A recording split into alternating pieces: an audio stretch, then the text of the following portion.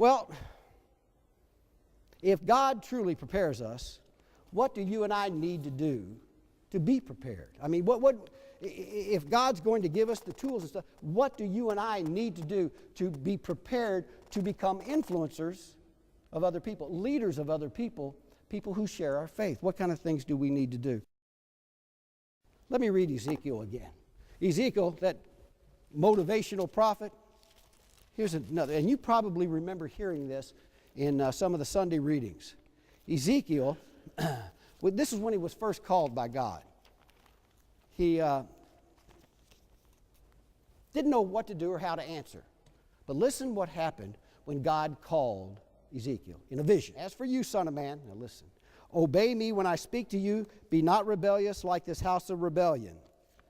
It was then that I saw a hand stretched out to me, which was written on a scroll, which he unrolled before me. It was covered with writing, front and back, and written on it was lamentation, wailing, and woe. He said to me, listen, son of man, eat this scroll. Eat what is before you. Then go speak to the house of Israel. So I opened my mouth, and he gave me the scroll to eat. Son of man, he said to me, feed your belly and fill your stomach with this scroll that I am giving you. I ate it, and it was sweet as honey. He said, son of man, go now to the house of Israel and speak my words to them. Eat this scroll. He didn't say read the scroll, memorize it, and then go tell everybody about it. He said eat it, become it, then go. That's a little different, isn't it? But that's what we're called to do at the Eucharist, are we not? We are called to receive Christ and then go and be Christ to others. Eat this scroll. So the words and the teachings that we learn, we are not supposed to memorize. We're supposed to live and come alive with. A number of years ago, I heard a story about Mother Teresa. Mother Teresa was speaking in Washington, D.C. to a crowd of 5,000.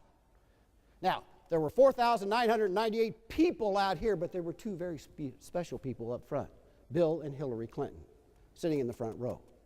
Mother Teresa was talking about abortion, and you know her stand on abortion.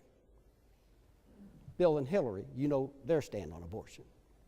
So, here's Mother Teresa speaking and sharing the truth to 5,000 people.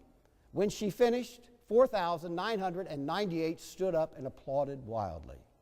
Now, the man who told this story said, can you imagine the courage it took for Mother Teresa to do that, knowing the president and his wife were sitting in the front row? Can you imagine the courage it took for Mother Teresa to do that? When I heard this man, this preacher, share the story, I said, you missed the point. You see, it took no courage for that woman to do that.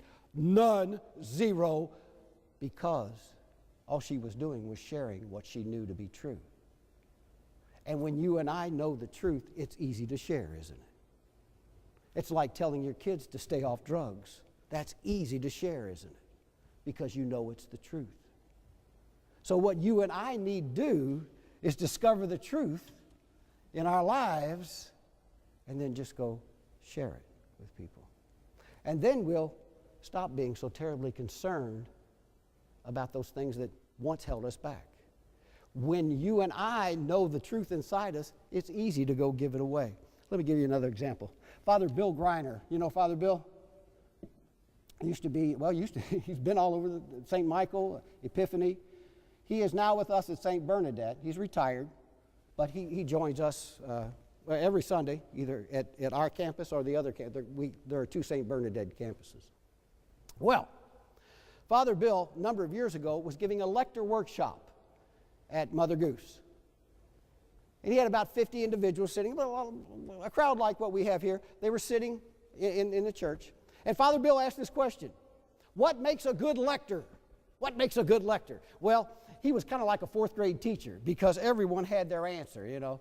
Stand up straight, don't stand up too straight. Somebody else would say lock your arms, and the next person would say, well, don't lock your arms, you don't want to do that. Eye contact, enunciate, you know. Everybody had their own answer, but Father Bill was going, yeah.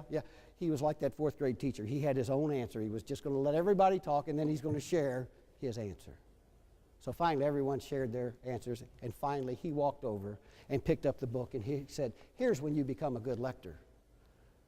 When you believe what you read, you will become a good lector. Isn't that real? Isn't that the real deal? You see, when you start to display what you know to be true, and it comes from here, it's the truth, you'll be a great leader, a great influencer.